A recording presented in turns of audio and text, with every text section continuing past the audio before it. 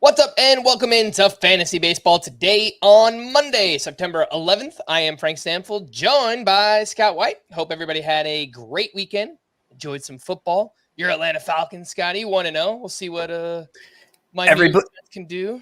Everybody's mad at the Falcons, even though they won. Everybody's mad at them. And frankly, I don't blame them. I don't imagine they're going to win too many games with that game plan of hardly using their best three players. But yeah, they did win. We'll see how the Jets do. We'll go. I predict a loss. That is the most likely thing to happen. They are underdogs as of now, but no one wants to hear about football. Let's see what's on the show today. Pablo Lopez just had the best start of his career. Trey Turner will not stop hitting home runs. He is on a crazy run right now. We got starter sit questions and a big, unfortunate injury. Before we get started, help us out by liking this video and subscribing on YouTube if you haven't already. And if you're listening on the audio side, download, follow, and leave a 5-star rating on Apple or Spotify. Scott, why can't we just have nice things? Big injury from the weekend. Pains me to say this. Jasson Dominguez, we've been so excited about. He was the cover boy for your sleeper hitters this week. Diagnosed with a torn UCL. No surgery is scheduled as of yet. And for some perspective, I don't know how much we could put into this because Bryce Harper kind of feels like he's superhuman. He returned just 5 months after having just over 5 months. The fastest return from Tommy John surgery ever. But Harper didn't really start hitting and playing like himself until this August. So it took, 3 more months past that for him to actually get back on track. I've seen 9 to 10 months thrown out there as like a recovery timetable for Jasson Dominguez. But this sucks. No matter what way you want to look at it, if you picked him up for this year and you were kind of riding that hot hand, or you were excited about keeping him in a keeper league next year, or you wanted him on your roster for Dynasty to start the season, no matter which way you look at this, Scott, it sucks. Yeah, it does. It's not as bad as if it happened to a pitcher. True. There are worse injuries that could happen to a hitter than this. So, I want to keep it in perspective too. If it happened to a pitcher at this point in the 2023 season, we would say, okay, see you in 2025. And if we're going to see Jasson Dominguez in the majors next year. And, for added perspective, we didn't know even when he was healthy, we didn't know exactly when we were going to see him next year. It seemed reasonable to conclude based on his hot start that it would probably be opening day, but there's still 3 weeks where he could have fallen off a cliff and then had to fight for a job next spring and maybe not win it. So in terms of the impact to the fantasy game and his availability for fantasy, it may not be that different. Maybe he misses April, May next year, and we see him in June. And that may have been how it went all along. So it is unfortunate, but I think I think we don't have to worry about it impacting his long-term prognosis or anything. And, hopefully we see him sooner than later next year. That's why I need Scott around. The glass half full, the optimistic approach here on Jasson Dominguez. I went to the Yankee game on Friday night. That was the game he hit a home run and stole a base. It's just really, really fun player to watch early on. So, from a Yankee fan perspective, it sucks, but hopefully we see him in June or July of next season. Again, that's Jasson Dominguez dealing with a torn UCL. Speaking of those Yankees, by the way, they were no hit through 10 innings on Sunday. They eventually would go on to win the game, which is, I guess pretty miraculous if you don't have any hits through 10 innings. But not much going right for that team right now. Let's talk about some other teams and some other players. Oh my goodness! Unbelievable! Unbelievable, Scott. Yeah. Was the walk rate for your boy Cole Ragans on Sunday? Well, it wasn't even so much the walk rate. The walk rate was just a side effect of what happened to him in the 6th inning, where was it 3 consecutive pitches? I think it was 3 consecutive pitches. He airmailed to the backstop, allowing 2 runs to score. So he walked 6 in all in his 6 innings. 3 came in that 1 inning, his final inning. 5 2/3 innings is what he pitched in total. 3 in that final inning of work. And, we had he does have a history of control issues. He had walked a combined 1 in his previous 3 starts, so we hadn't seen much of them during this streak he had been on. But he certainly had trouble throwing strikes in this one, and really beyond that, he had trouble pitching once we got to the 6th inning, and it was hard. It was hard watching that not to think of Rick Ankiel, which I understand is almost a 25-year-old reference at this point that maybe not everybody even gets. But Rick Ankiel was a phenom pitcher for the Cardinals back in 2000. And then in a playoff series, actually, against the Braves, something similar. He just lost it. He couldn't he couldn't find the catcher, much less the strike zone. And he tried to come back and pitch again the next year. Didn't work out. He had to give up pitching and spent a few years as an outfielder in the majors. You may actually remember him more as the outfielder. So obviously that is the worst case scenario and probably unreasonable to think about that now. I was reading about what happened to him after the fact. Apparently, so if you look at if you find the video online, you watch the sequence of these 3 pitches from Cole Ragans. The first one that goes to the backstop, he falls down. He lands on his chest. So it wasn't just a typical throw. Something happened there. The second one that he airmailed, it was high. I thought it was catchable. He clearly crossed up the catcher, and a 97-mile-per-hour pitch. The catcher didn't catch it, but the catcher could have caught it. The third one, he kind of fell down again, did Cole Ragans. And so reading about it after the game, the 2 where he fell down, he said he caught his spikes on the mound. And it was a weird thing that he's never had happen before. So it wasn't just like he threw a pitch and that's how it came out. There was an issue both with his equipment and the playing surface that contributed to 2 of those 3 bad pitches in a row. So that does give me some reassurance that, okay, it was just kind of a fluky thing that happened. But I'm going to feel a lot better if he goes and throws a clean inning to begin his next start. You know, mm-hmm. I hopefully it's not a Yip situation. It probably isn't a Yip situation, but you can't help but seeing that sequence. You can't help but think that. And he still did do some good things in this start. Oh, he was dominating until the 6th inning. 6 strikeouts, 16 swinging strikes on 105 pitches. He only allowed 1 hard hit in this game. Again, this is Cole Ragans that we're talking about. He hadn't allowed a run since August 18th. That's how dominant Cole Ragans has been recently. And maybe this isn't even fair, Scott, but I had him part of the start-sit segment for later on, only because A, how he ended this start today, and B, he's facing the Houston Astros this week, who are 2nd in WOBA against left-handed pitching. So how do you feel about Cole Ragans this week? Or is he just a must start from here on out? I think I'd have to start him. Because if it's not a Yip situation, then it was a fluky thing that happened and he's fine. If it is a Yip situation, then maybe we'll never start him again. But I'm going to lean on the more likely scenario of his spikes got caught on 2 of 3 pitches there, and then the pitch in the middle just happened to be kind of high and get by the catcher, and just like a series of unfortunate events that led to 2 runs being allowed that otherwise wouldn't have been allowed. And I would start Ragans. I mean, the fact that it's a tough matchup, based on what we've seen from Cole Ragans prior to that series of 3 pitches, I don't think the matchup really matters.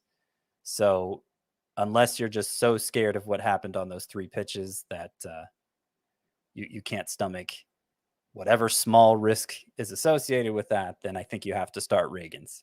I think it's worth mentioning the previous 3 matchups for Cole Ragans: the White Sox, the Pirates, the Oakland A's. So obviously those were really favorable matchups, but just the way he's dominated, I think I lean with you too. I think you got to get him in your lineups this week, even against the Houston Astros.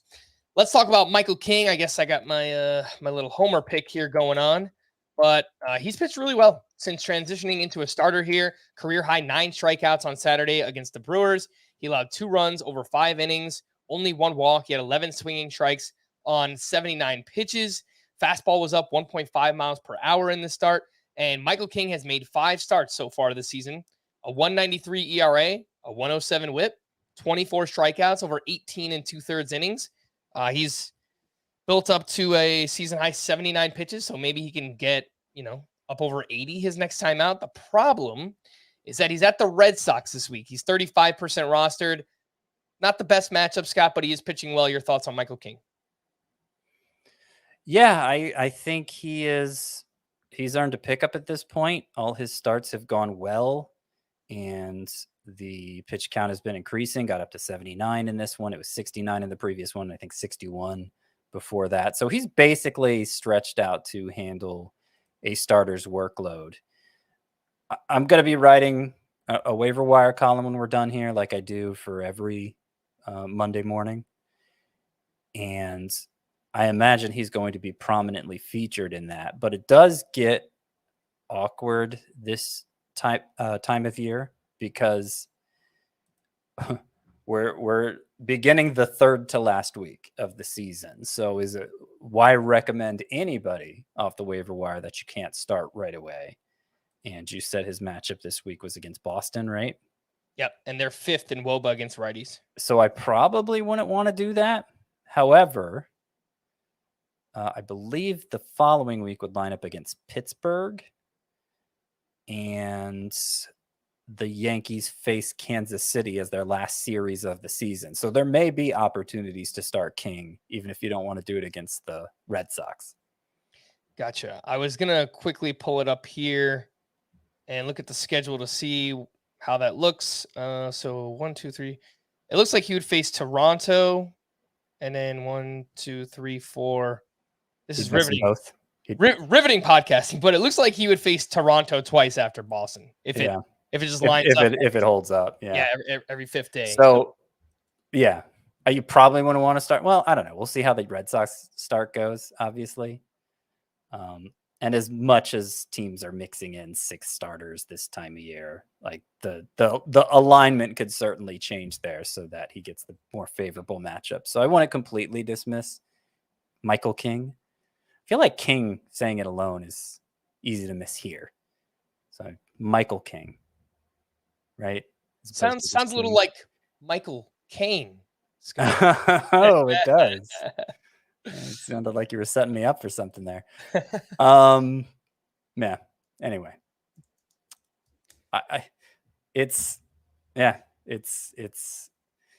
we're at a point in the season where the waiver wire can only help you so much, I guess. Long story short. Right. The top 2 most added starting pitchers right now on CBS are Jose Quintana and Ryan Pepio. Would you take both of those over Michael King? Yes. Let's talk about some other pitchers from the weekend and compare these names to Michael King.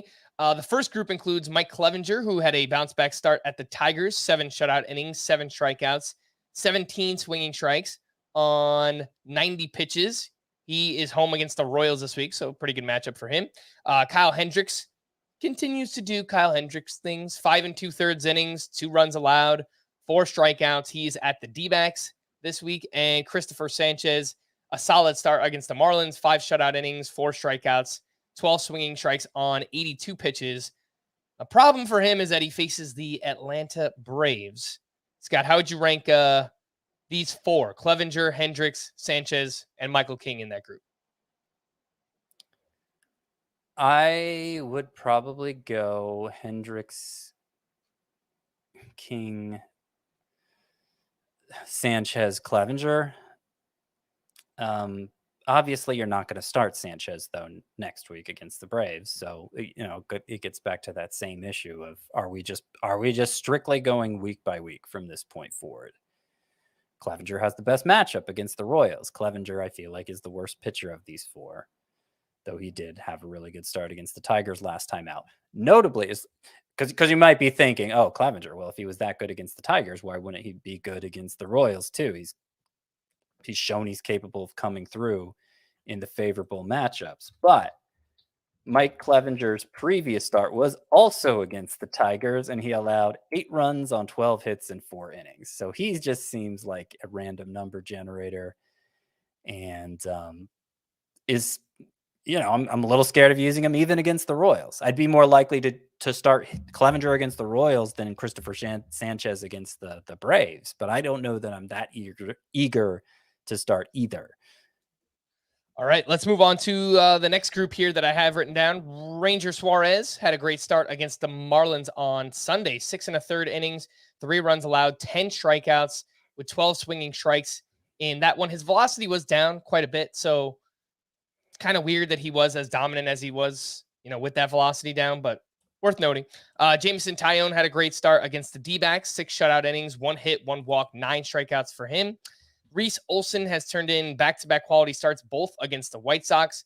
6 2/3 innings, 2 runs allowed, 5 strikeouts, 11 swinging strikes on 104 pitches. And Logan Allen had a solid start at the Angels. 5 innings, 1 run, 6 strikeouts, 14 swinging strikes on 90 pitches. Let's see the matchups here. Logan Allen at the Giants, Reese Olson at home against the Reds, Jameson Taillon at the Rockies. Just forget about him. Ranger Suarez I didn't write down his matchup, so good job. What do you think, Scott? Anyone stand out here? Ranger Suarez, Reese Olson, and Logan Allen. Ranger Suarez looks like the Cardinals. I think you're right about that, yeah. Which is not a bad matchup. But one of these pitchers is featured in my 10 sleeper pitchers for this week. He is number 10 on the list. And that's Logan Allen, who faces a Giants offense that has the 4th lowest OPS against lefties. So I guess he would be my choice. But again, he's 10th among my sleeper pitchers. So I'm not wild about starting any of these guys next week. My second choice would probably be Ranger Suarez, followed by Reese Olson and Jameson Taillon. All right. And then 4 names in deeper leagues, very deep leagues. Alan Winans with the Atlanta Braves. He turned in a quality start against the Pirates, 6 1/3 innings, 2 runs allowed, 8 strikeouts to 0 walks. I don't know if he's going to make another start, but you might know more than I do on that front, Scott. Nope. The Tigers called up 25-year-old starting pitcher Sawyer Gibson Long. Interesting name. The Gibson Long is hyphenated if you're looking for him. And it's Gibson with a P, not Gibson with a B. Right. Interesting name. 5 innings, 2 runs, 5 strikeouts for him, 11 swinging strikes on 73 pitches. He had a 5-pitch mix, actually leaned on his secondary stuff more, to change up and the slider. Those were his 2 most used pitches. Jake Irvin turned in a strong start against the Dodgers vault team. 6 innings, 1 run, 4 strikeouts for him. And then Keaton Wynn, who pitches for the Giants. He had a great start on Sunday Night Baseball against the Rockies. 6 innings, 3 runs, 9 strikeouts to 0 walks, 22 swinging strikes on 80 pitches. Scott, anything here? Very deep names. Keaton Wynn, Jake Irvin, Sawyer Gibson Long, and Alan Winans. I mean, my thinking is it's probably too little too late for all of these guys. I can't help but appreciate the irony that the one time I really got behind Alan Winans as a recommendation on some level in fantasy was when he allowed 7 earned runs to the Mets. I missed the 7 shutout innings with 9 strikeouts against the Mets. I missed this great quality start against the Pirates with 8 strikeouts. I got the one bad one. He had pretty good numbers in the minors and has a great offense backing him. But as you point out, we don't even know when or if he's going to start again. Kyle Wright sounds like he's going to be back at some point this upcoming week, maybe even Monday for a doubleheader.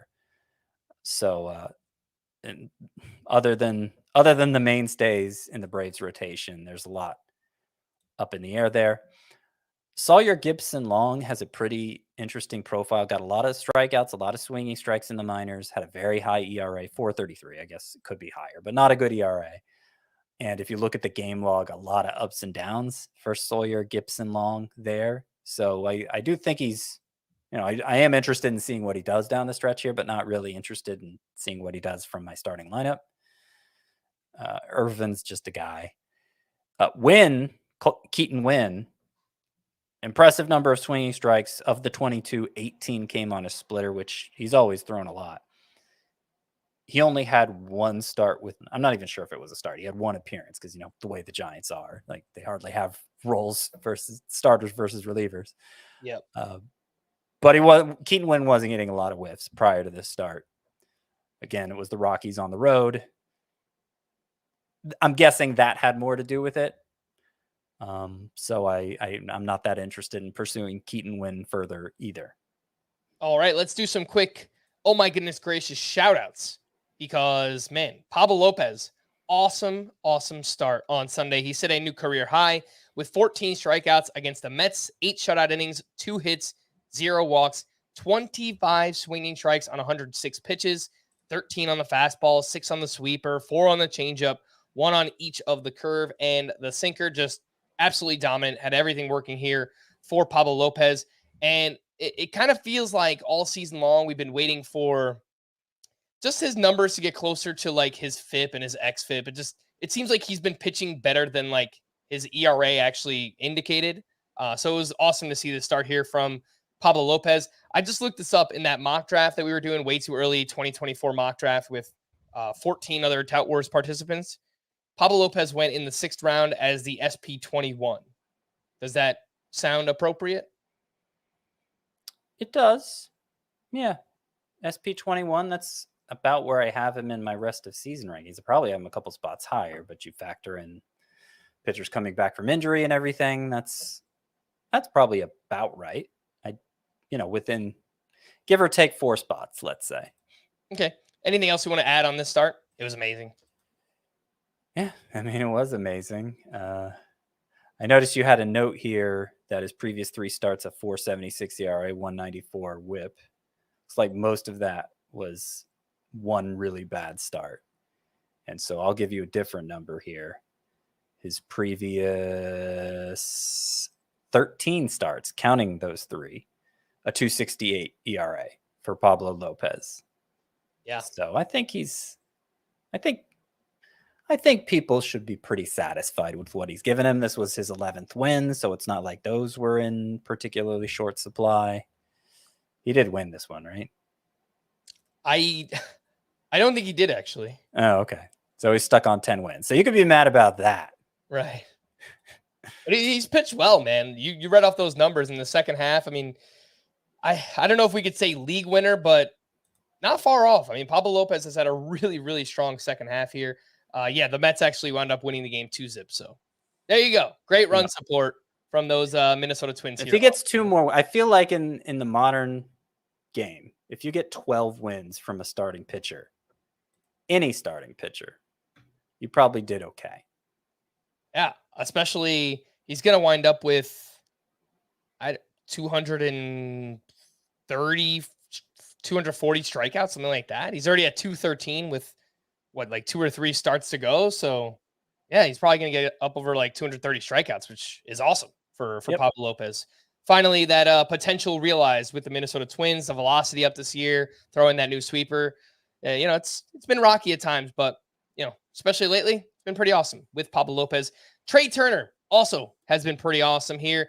It's getting out of hand, Scott. What's happening right now with Trey Turner? 2 for 3 with a sock in the shoe on Friday, his first game back from the paternity list. And then 2 for 4 with another home run on Sunday. The updated numbers since getting that standing ovation in Philadelphia on August 4th. Trey Turner, 31 games, 376 batting average, 13 home runs, 30 runs scored, 36 RBI, 5 steals. Amazing. He's like Tinkerbell. The clapping powers him in a very literal sense. Yeah. So I think he's kind of playing himself back into probably the turn, I think. Like at the 1-2 turn, I think people are going to talk themselves into it again. Yeah. I don't know. I'd rather have Corey Seager. What do you think? It's probably just your draft philosophy. Like if you just want to get speed early on, some people just really like to lock up power and speed together in the early rounds. Then obviously Seager's not going to give you anything. He gives you a great skill set. There's no doubt about that. He's should bat over 300, 30, 35 plus home runs. Mm-hmm. But yeah, if you want those 25 or 30 steals, then I could see it's kind of like a coin flip between those two. I think they'll be ranked very similarly. In points leagues, it'll be a landslide, right? I think so. Yeah. I don't know if it's like a landslide, but I think it's by a whole round, at least. Yeah. I think Seager will probably be like a late first round pick. in a points league, and Trey Turner will probably be like a mid to late second. So almost a whole round. Yeah, I think you could say that. All right, let's take our first break. When we return, I've got some pitchers that I think they're too rostered right now, like Christian Javier, Hunter Brown. There's not much to add, but we'll quickly run through some of those names. We'll do that right after this. Wake up to football highlights and news from around the world with the one and only Morning Footy team. Rise and shine, football fans. Welcome to Morning Footy. Start your all-day football craze with Morning Footy, part of the all-new Golazo Network. All right, let's fire up that drop-o-meter for the starting pitchers. Christian Javier, he's still 91% rostered. He gave up 4 runs to the Padres this weekend. He's got a 4.78 ERA and a 1.29 whip. He is at the Royals this week, but there's no way you could start him right now, Scott. And I don't even think we're just talking about keeper and dynasty leagues here. I think if you actually need pitching help, like, you should feel all right dropping Christian Javier at this point. Yeah, I don't think you should let his name value stop him from dropping him if you need that roster spot. But because he is facing the Royals next time out, what if he strikes out 10? Like, what if, because we have seen the swinging strikes tick up a little bit on his fastball, which is his best pitch. And what if that good matchup is what sets him back on the right path? And then you've let him go to your competition. So I don't think you have to drop him. But I agree, it's pretty unlikely he's going to help you from this point forward. I think the same thing could be said about his teammate Hunter Brown, who had another rough outing, also against the Padres. 6 earned runs allowed over 4 1/3 innings. He's now up to a 4.78 ERA on the season, a 1.37 whip. Also a great matchup this week. He's facing the Oakland A's, but no way I could trust him there. Still 85% rostered. Do you have the same feeling for a Hunter Brown? I mean, there's a chance he could have a good start against Oakland, but it's different because we haven't seen his upside at near the level of Javier's, So he's had some good starts this year, but I don't think your stomach is going to drop if he has a good start against the A's after you let him go. And somebody else picks him up instead. I don't think it's going to be the same situation as for Javier. All right, let's talk waiver wire hitters. And Nolan Jones, we've talked about him a lot recently. Number 2 in Scott's sleeper hitter list on the site right now. You could go find it. And we talked about him on Friday. 2 for 4 with a sock and a shoe on Friday. He's up to 15 home runs, 13 steals now, 72% rostered, 7 games in cores this week. The only hitter that he is behind is Seiya Suzuki heading into week 25. The other name I have here is Brian De La Cruz, who is heating back up in September.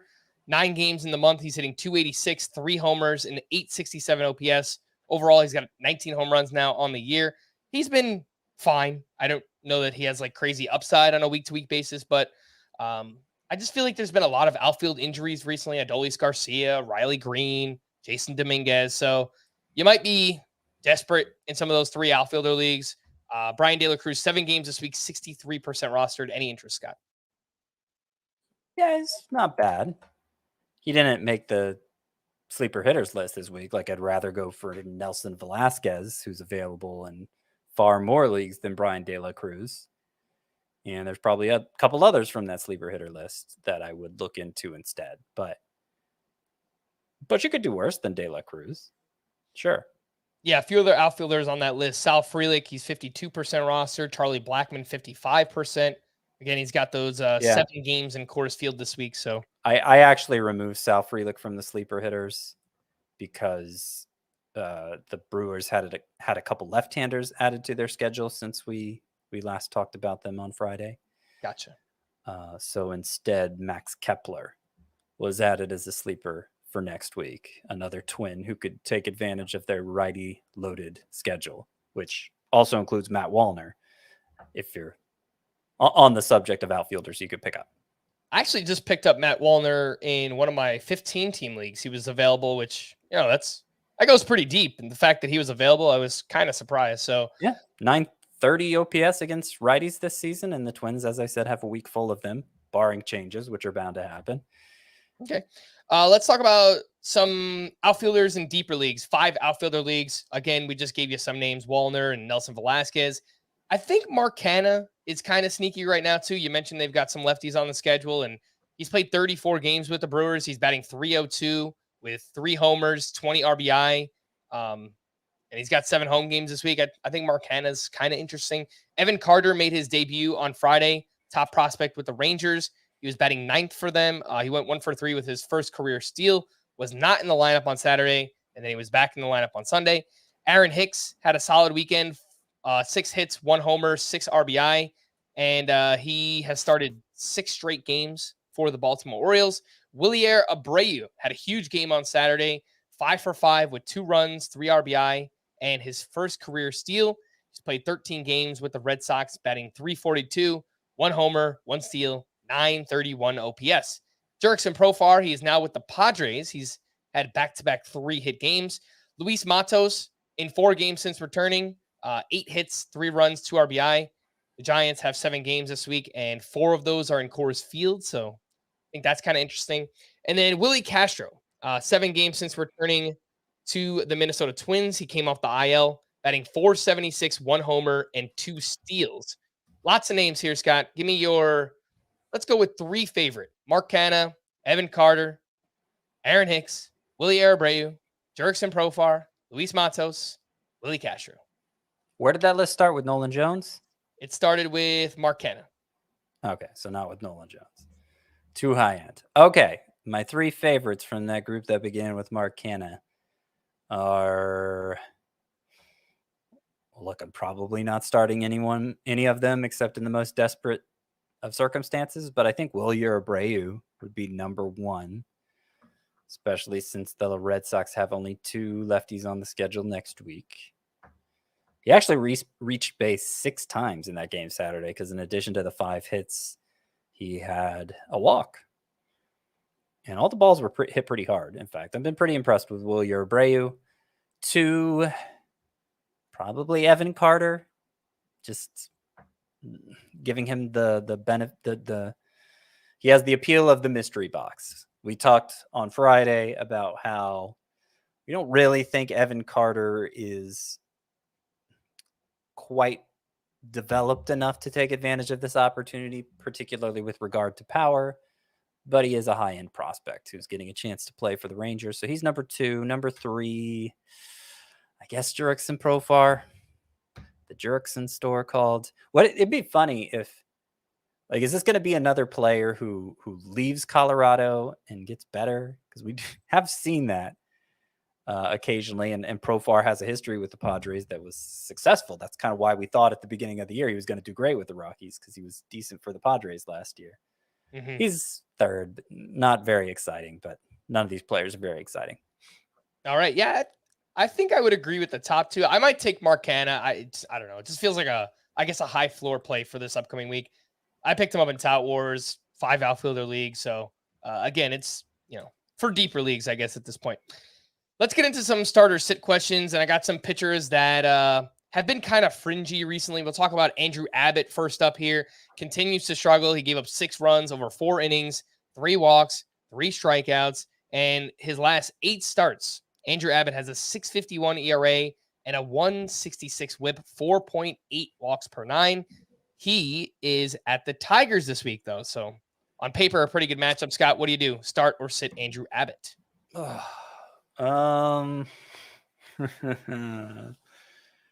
This feels like a no-win scenario. I think I lean towards starting him if it's at all a question. If your pitching staff is so good that, like, why would I bother with this guy who has a .651 ERA in his last 8 starts? Then fine, don't start him. But if you're hard pressed to fill out your starting 5 or whatever it is, then I think the matchup would steer me toward Abbott. Would you use your number 1 sleeper pitcher, Jose Quintana, over Andrew Abbott? Yes, because he's making 2 starts. Okay. So I guess you would say the same thing about Dean Kramer and Gavin Williams and Edward Cabrera? No, I think Quintana's the only one of those I'd start over Abbott. Okay. Do you disagree? I think I would use Gavin Williams but I think he's the only other one. Okay. So you'd rank those guys in a different order than I even ranked them. I think I would go Quintana, Gavin Williams, Abbott, and then I don't know, probably Kramer and Edward Cabrera after that. So okay. I mean, Williams has a lot of talent. He just hasn't shown it recently. True. Mitch Keller got crushed at the Atlanta Braves. Obviously, it's a super tough matchup. 5 innings, 12 hits allowed, 8 earned runs. Did have 12 swinging strikes on 95 pitches. His velocity was down nearly 2 miles per hour on like multiple pitches in this start. And I've noticed his fastball velocity has been under 94 miles per hour 4 starts in a row. So even though like he's kind of pitched well in some of these starts recently, the previous 4 starts for Mitch Keller, a 1.38 ERA and a 1.12 WHIP. And then obviously he runs into the Atlanta Braves lineup. Do you start him against the Nationals this week? I think so. Yeah. I mean, the velocity doesn't worry me that much because we've seen that for a few starts in a row. And, he was on a great 3-start run prior to this last one. Or was it 4 starts? I think he had 4 good starts in a row prior to this bad start against the Braves, in which he allowed fewer hard hit balls than his opponent, Bryce Elder, who gave up 2 earned runs in 7 innings and struck out 9. And the average exit velocity off Mitch Keller in this one was 87.6 miles per hour by the Braves. So they were kind of fortunate against him, I would say. And considering the Nationals are a much better matchup, I would lean yes against. I would be more likely to start Mitch Keller against the Nationals than Andrew Abbott against the Tigers, let's say. But I'd start Jose Quintana over both. I'm not sure what it is, but the Baltimore Orioles absolutely have Chris Sale's number this season. He's made 3 starts against them. He has a 13.5 ERA, and he gave up 7 runs, 6 earned over 4 innings against the Orioles this weekend. 6 starts since returning from the IL. Chris Sale has a 5.53 ERA and a 1.23 WHIP. He is 86% rostered, 45% started. So only started in about half the leagues where he's rostered. And he's facing the Yankees in Fenway this week. What do you think? Oh, man. It's so hard this time of year to go against what you just saw, right? Because you don't have the luxury of making up for a bad choice. Like you have to get this choice right. And so I like the matchup. I think the stuff has pretty well played for Chris Sale since he got back. His swinging strike rate since returning is 14%. Really good. You gave the ERA, which is over 5, but 11.4 K per 9. So he's missing bats the way we're used to Chris Sale missing bats. It's just, he's had a couple of rough outings like this, and all of the outings have been on the shorter side. That last point might be why I'd prefer to sit Chris Sale. But I guess, okay, so let's just stick with this theme. Chris Sale against the Yankees or Andrew Abbott against the Tigers. I think I'd lean Sale there if it came down to it. I think so too.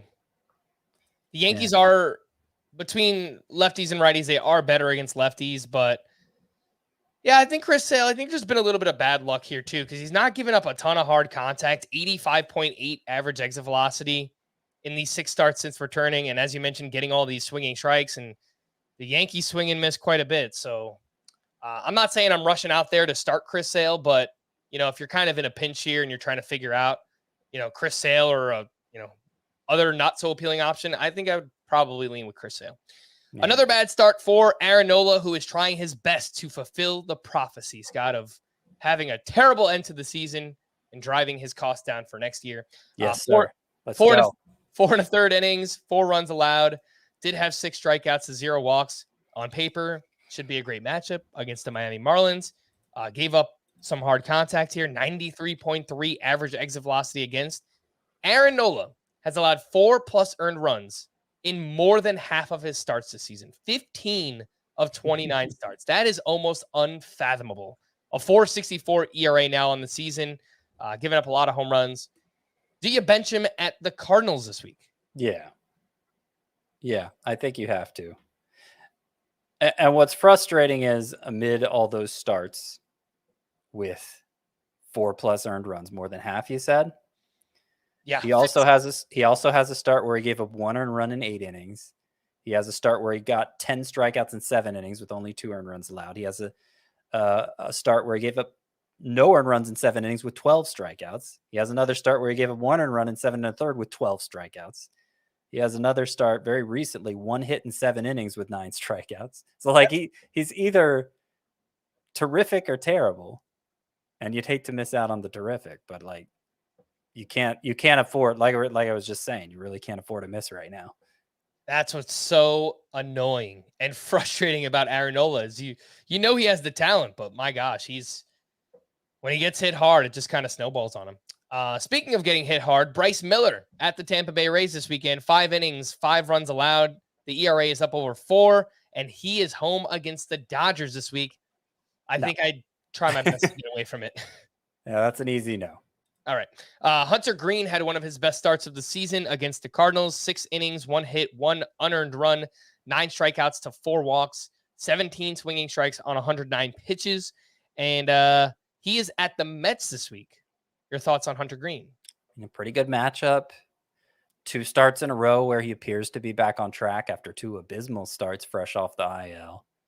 So you hate that it's been that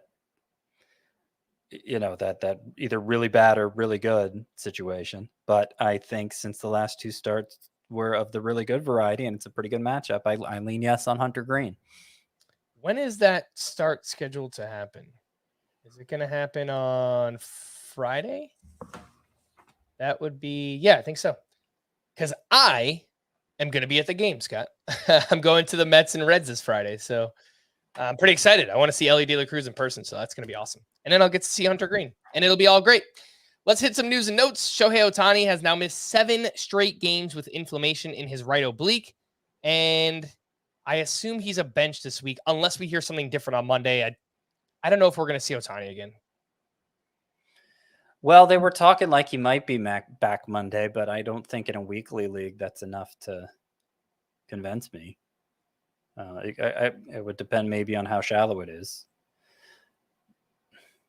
But yeah, I mean, I can't afford to miss another whole week of Ohtani at bats because I already did that in the leagues where I had him, and it wasn't ideal. In our podcast points league matchup, are you going to bench Ohtani there? Yep. I don't think you should. I think you should leave him in, Scott. I'm leading halfway through. I'm beating you, even with the big goose egg from Ohtani. So, and I lost to another team that started Ohtani against me. So maybe it doesn't matter. Ohtani's just a good luck charm. But no, I think you prefer to get points from your utility spot. I think Hunter Green's not going to start till Saturday, Frank.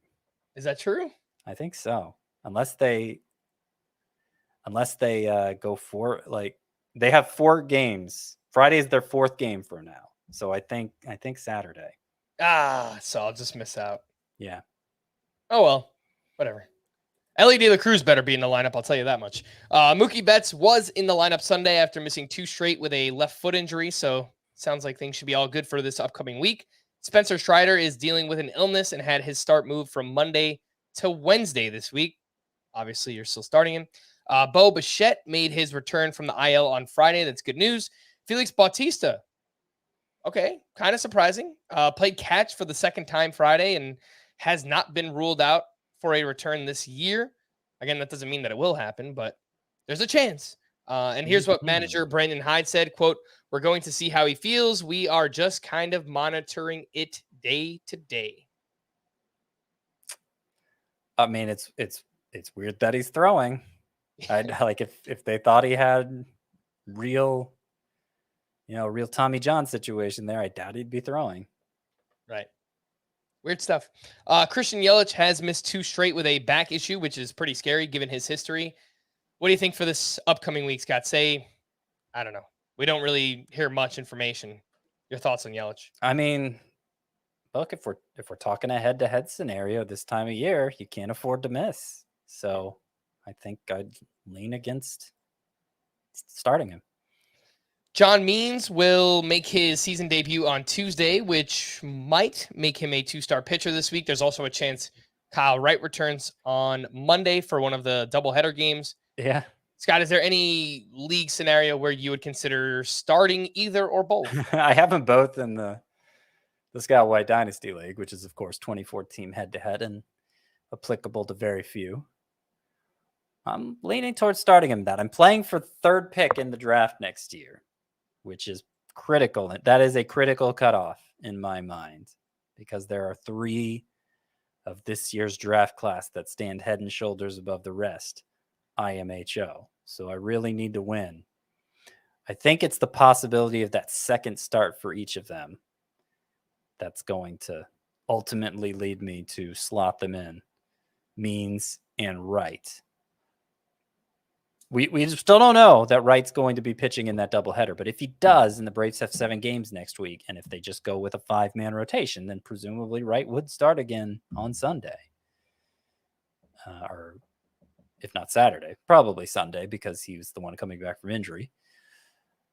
So I don't know. I'm going to wait. Fortunately, because it's a doubleheader, the Braves have the first game tomorrow or today, depending on when you're listening to it. First game on Monday. So hopefully we'll hear something before the lineup lock, more certain about whether or not he's pitching.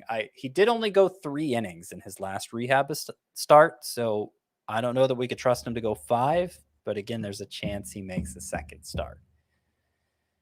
Would you start either of them in anything shallower than a 24-team league? I mean, it depends what else you have.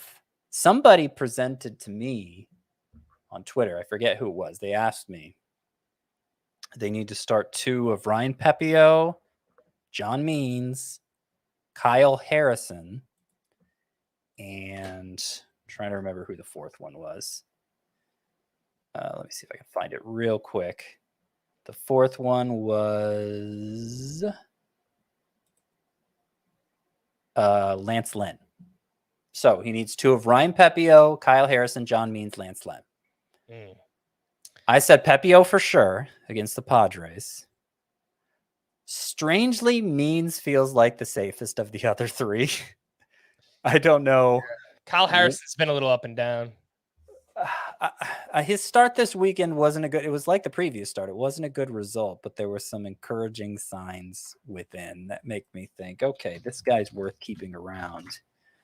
So he allowed 4 runs, 3 earned in 5 innings against the Rockies, struck out 5, walked 2 through 64.4% of his pitches for strikes, which is really good.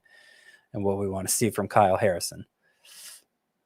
And he's facing Cleveland. Cleveland. Yep. Good matchup. So it's between Means and Harrison. I think how much risk do you want to take there?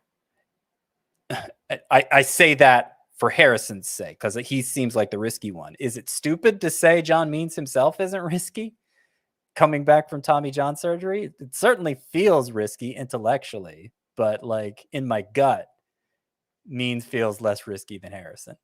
I think I would go with Pepio and Kyle Harrison from that group, personally.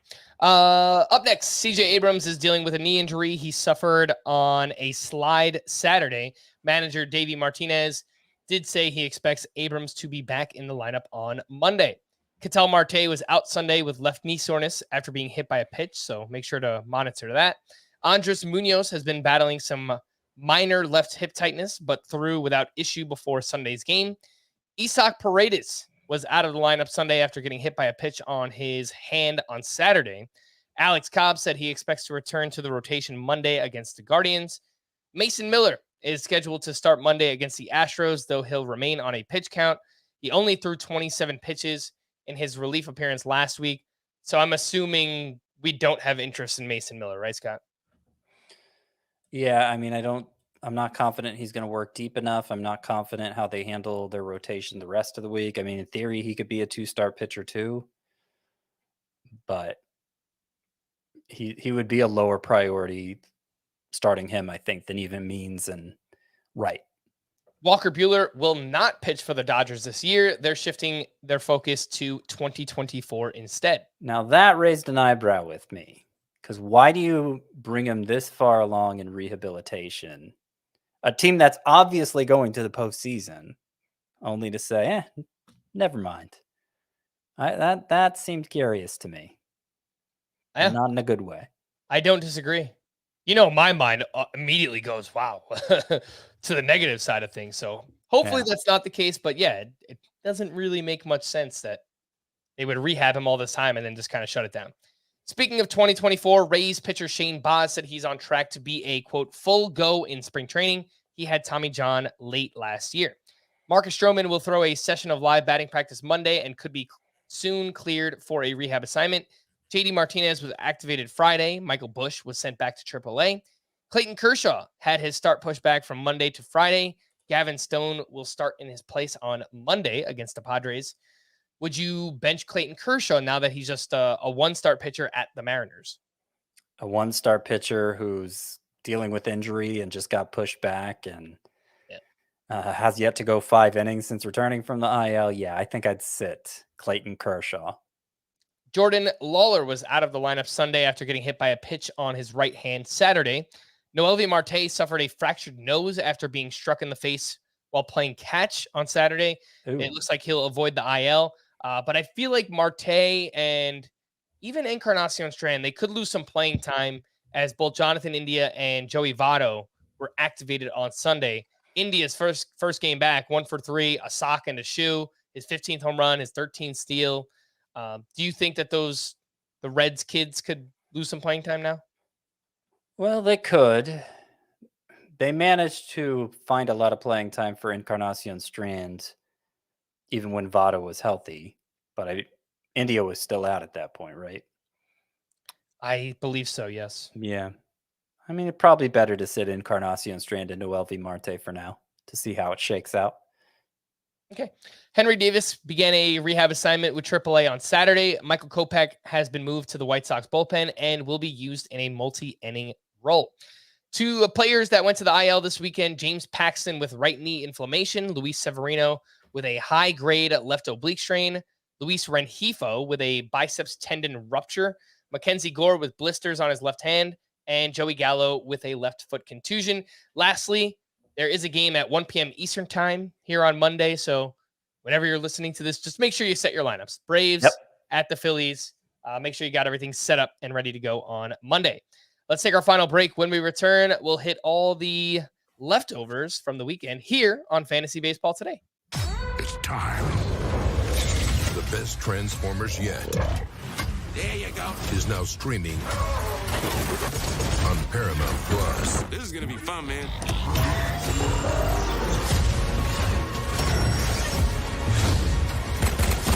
Now let's talk to your manifestation.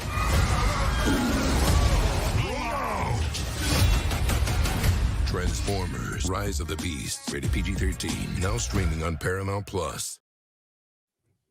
Welcome back. Let's talk about some pitching standouts from the weekend. And this first group includes Zach Gallen, who turned in the second complete game shutout of his career. He only allowed 3 hits. He had 9 strikeouts, 11 swinging strikes on 107 pitches. Kyle Bradish has allowed 2 earned runs or fewer in 6 straight. This weekend, 6 innings, 2 runs, 9 strikeouts to 0 walks. And in his last 6 starts, he has a 2.08 ERA and a 1.01 whip. Kyle Bradish has been very good. Bryce Elder set a season high with 9 strikeouts against the Pirates, 7 innings, 2 runs allowed. And Blake Snell turned in another quality start. Tough matchup, too, at the Houston Astros. 6 innings, 2 runs, 8 strikeouts, 16 swinging strikes on 103 pitches. Blake Snell has allowed 3 earned runs or fewer in 20 straight starts.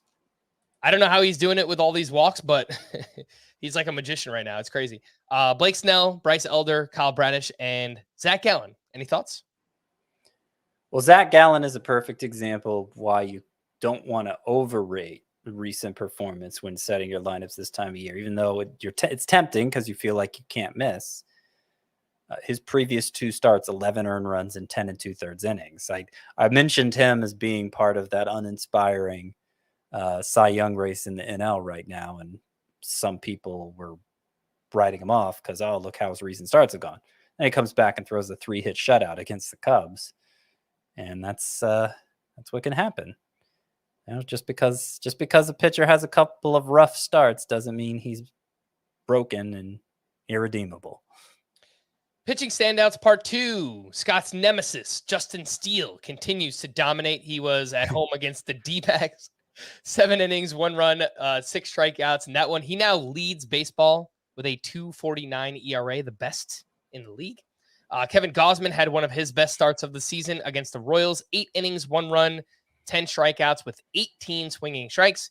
Tarek Skubal racked up the whiffs against the White Sox, 5 shutout with 9 strikeouts and 19 swinging strikes. Logan Webb turned in his first scoreless outing since July 9th. He faced off against the Rockies, 6 shutout with 4 strikeouts there. Any thoughts on Logan Webb, Tarek Skubal, Kevin Gausman, and Justin Steele? So Tarek Skubal, the fact he allowed 2 hits and struck out 9, it was still, I think, a pretty satisfying start for everyone who used him. But he did only go 5 innings after going 6+ in his previous 4. But it seemed to be a pitch count issue. He threw 95 in this one, which is similar to what he'd thrown into his previous 5 starts. So he has to be pretty efficient to go 6, but it's not like they pulled him after 5 because they don't want him to go more than 5. That's not my read on it. And now in his last 5 starts, the 4 6+, and then this 5 inning start, a 2.70 ERA, 0.90 WHIP, 11.7 K per 9 for Tarek Skubal. He's so good. He's good. Yeah, I agree. And he's facing, who's he facing this week? The Angels? Yeah. Pretty good start. Yes, indeed. All right, last group of pitchers includes Jose Barrios, who had one of his better starts facing the Royals, 7 innings, 2 runs, 7 strikeouts with 15 swinging strikes in that one.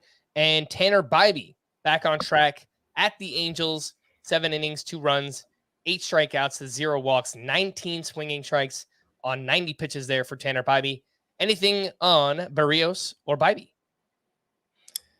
Bybee, okay, let's just forget Kodai Senga, because obviously technically a rookie, but slightly different situation. So leaving him out of it, Bybee's been the most impressive rookie pitcher, hasn't he? I think on a per inning basis, I would probably say Yuri Perez, but I mean, consistency's sake, who's been there week in and week out. Tanner Bybee has a 3.03 ERA and a 1.19 WHIP. Yeah, that's great. It's fantastic for anybody, but especially for a rookie. Yeah. Yeah. No, I mean, the main issues with him, I mean, the walk rate's been higher than we thought it was going to be. And the innings have been inconsistent, and really the strikeouts have been a little inconsistent from start to start too, but just in terms of run prevention. In his last 14 starts, Tanner Bybee has a 2.38 ERA, 1.10 WHIP, little high relative to the ERA, but still not bad, and 9.3 K per 9. So yeah, he's been great. His matchup this week is the Giants, who are bad against left-handers. So I would say start him as well. I think there's only one problem with your analysis, Scott. Not against the Giants. Tanner Bybee is a righty. Oh, you're right. Sorry. And I'm not even seeing him against. Yeah, I see it against Texas on the site. Okay, sorry. I'm having trouble reading my notes here. Yeah. Okay. Yeah, it's Texas. So maybe not. Hasn't he kind of cemented himself as a must-start pitcher? I kind of feel like he has. Against Texas? Yeah, but their lineup has been pretty inconsistent, I feel like, in the second half of the year. It has. And it's without Adolis Garcia now. I think I would still use him. Okay. Like, I would use him ahead of any of the names we mentioned in the starter sit segment. You use Bybee against the Rangers over Andrew Abbott against the Tigers? Yeah, I would, yeah. Yeah, I think so too. All right, let's talk some hitting leftovers. Corbin Carroll picked up 5 steals this weekend. He's now up to 47 on the season. Also batting .284, 24 homers, 103 runs scored. Just a truly awesome season here for Corbin Carroll. Wilson Contreras has homered in 3 straight, and he's having a pretty good second half, batting .290 with 9 homers and a .924 OPS. Ha-Seong Kim went 2 for 4 with 3 steals on Friday.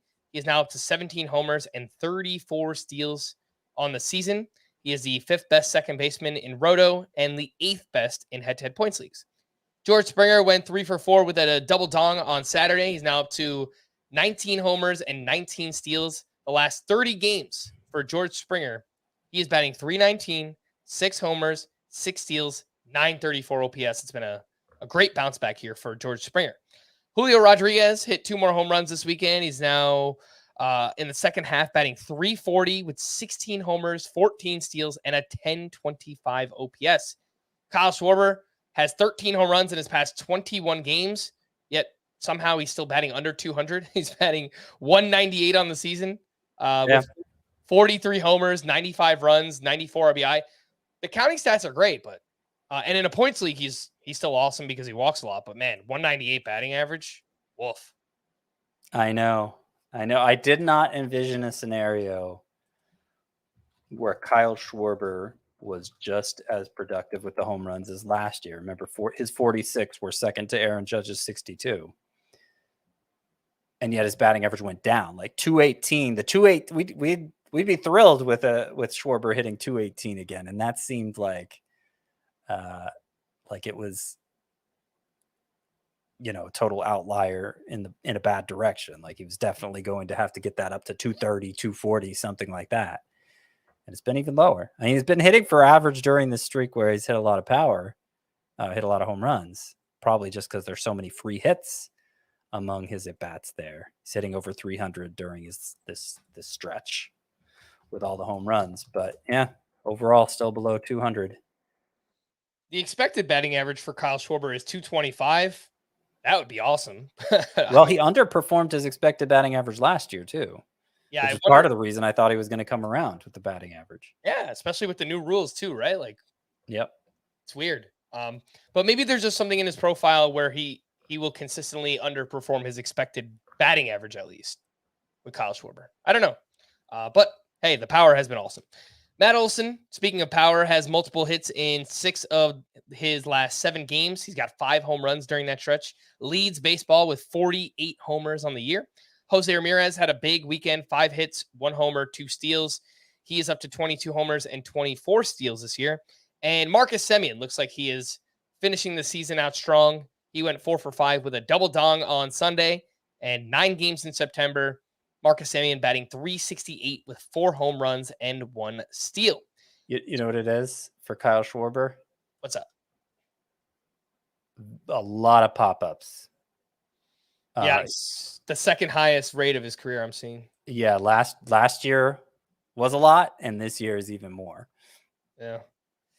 Seems like he's just selling out so much for fly balls, right? And probably just leads to him getting under a bunch of pitches. I don't know. Yeah, something like that. Yeah. Let's talk some bullpen updates from the weekend for the Marlins. Tanner Scott picked up 2 saves this weekend. He's now up to 7. He's 48% rostered. For Oakland on Friday, Trevor May picked up his 19th save. For the Tigers, Alex Lang picked up 2 saves this weekend. He's now up to 23 total. He's 59% rostered. For the Cardinals on Saturday, Ryan Helsley struck out 1 for his 8th save. For the Rangers on Saturday, Will Smith recorded 4 outs across the 7th and 8th innings. Aroldis Chapman got the 9th with a 1-run lead. He did walk 2, but converted his 5th save of the year. For the Mets on Sunday, Adam Ottavino struck out 2 for his 9th save. He is widely available. And let's see, we've got 1, 2, 3, 4, 6 names here, Scott. Give me your 3 favorite from this group. Tanner Scott, Trevor May, Alex Lang, Ryan Helsley, Aroldis Chapman, Adam Ottavino. I will say Aroldis Chapman over Tanner Scott because he closes for the better team, but I think they're the clear 1 and 2 in some order. So Chapman, Scott. Third, I will say Alex Lang, just because I feel like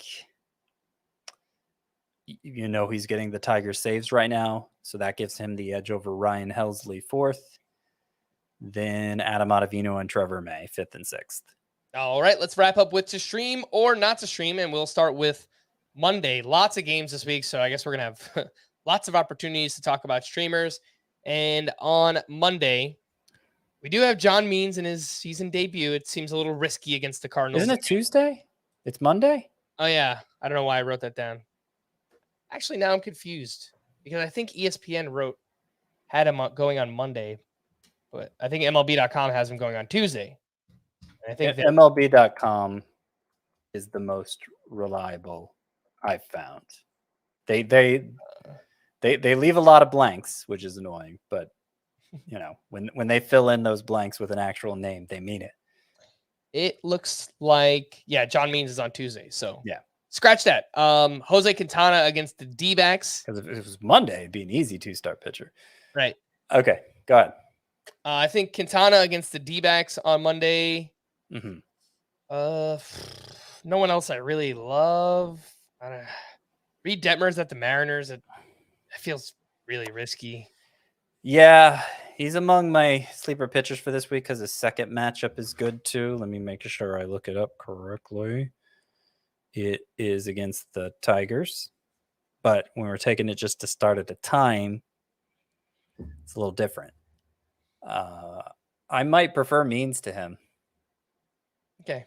I don't know why I'm putting so much faith in Means with so much on the line. I'm not really. You're asking me to choose among bad choices here. I would not start John Means over Andrew Abbott this week. But on Monday, I do prefer him against the Cardinals to Reed Detmers at the Mariners. Do you like any of these other names? Clark Schmidt at the Red Sox, Cutter Crawford against the Yankees, Dakota Hudson at the Orioles? Not really. No, I don't think so either. Monday, not too great. I would say just go with Jose Quintana. On Tuesday, yeah, I remember looking at this list. It wasn't great either on Tuesday. I think Brian Wu against the Angels is all right. Cal Quantrill has pitched pretty well. He's at the Giants. Uh-huh. I think that's probably fine. I mean, I like the previous days more than this days, I think. Yeah. Anybody else on Tuesday? I mean, Yoan Adone is at the Pirates. Hyunjin Ryu against the Rangers. Zach Littell at the Twins. Adone against the Pirates could go okay. I think Wu would be my number one choice, followed by Adone, followed by Nick Pivetta. Pivetta against the Yankees might work out. It might. I mean, I hope if you're still alive right now, you're not having to do this because your pitching is so good. Yeah. Again, like as we've said all year, this is mostly for daily lineup leagues where people are constantly streaming and they're just playing out they're just churn and burn on the streamers. But, most of the time it's not very inspiring names. We're going to wrap there. For Scott, I am Frank. Thanks as always for tuning in to Fantasy Baseball today. Please make sure to follow and leave a 5-star rating on Apple or Spotify. And we will be back again tomorrow. Bye-bye.